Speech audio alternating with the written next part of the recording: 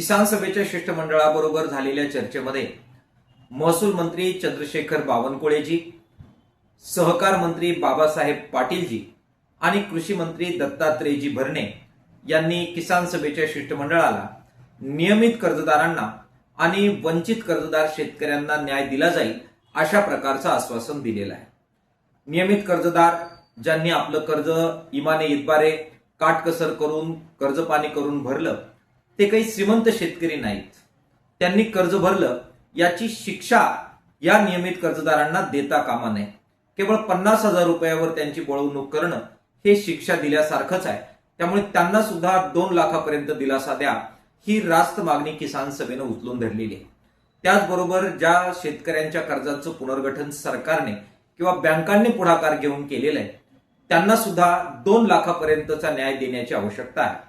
त्याचबरोबर जे शेतकरी वेगवेगळ्या अटी शर्तींमुळे 2009 पासून आतापर्यंत कर्जमाफीपासून वंचित राहिले त्यांना सुद्धा दिलासा देण्याची आवश्यकता आहे। चंद्रशेखरजी बावनकुळे, दत्तात्रेयजी भरणे आणि बाबासाहेबजी पाटील यांनी मुख्यमंत्र्यांबरोबर भेटून हा प्रश्न 30 तारखेच्या आत निकाली काढण्याचं आश्वासन दिलेलं होतं। आजच्या व्हिडिओच्या माध्यमातून या तीनही मंत्र्यांना पुन्हा एकदा त्यांच्या आश्वासनाची आम्ही आठवण करून देतो आहोत। माननीय मुख्यमंत्री यांनी सुद्धा 23,63,000 शेतकऱ्यांना केवळ 50,000 रुपये देऊन त्यांची बळवणूक न करता त्यांना नियमित कर्ज भरलं याची शिक्षा न देता त्यांना खऱ्या अर्थानं प्रोत्साहन देऊन वित्तीय शिस्त मजबूत करण्याचा त्यांचा जो संकल्प आहे, मुख्यमंत्री साहेबांचा जो संकल्प आहे तो पूर्ण करण्याच्या दृष्टिकोनातून पावलं टाकावी असं आव्हान ह्या 23,63,000 शेतकरी आणि किसान सभेच्या वतीनं आम्ही मुख्यमंत्र्यांना करतोय।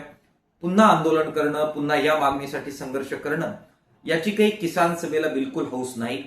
ती वेळ शेतकऱ्यांवर आणि किसान सभेवर यावेळी येऊन देता कामा नये यासाठी माननीय मुख्यमंत्र्यांनी आणि या तीनही मंत्र्यांनी पूर्ण प्रयत्न करावेत, सकारात्मक प्रतिसाद द्यावा आणि जनतेचा विश्वास पुन्हा एकदा दृढ करावा अशा प्रकारची अपेक्षा किसान सभेच्या वतीनं व्यक्त करतो आहे।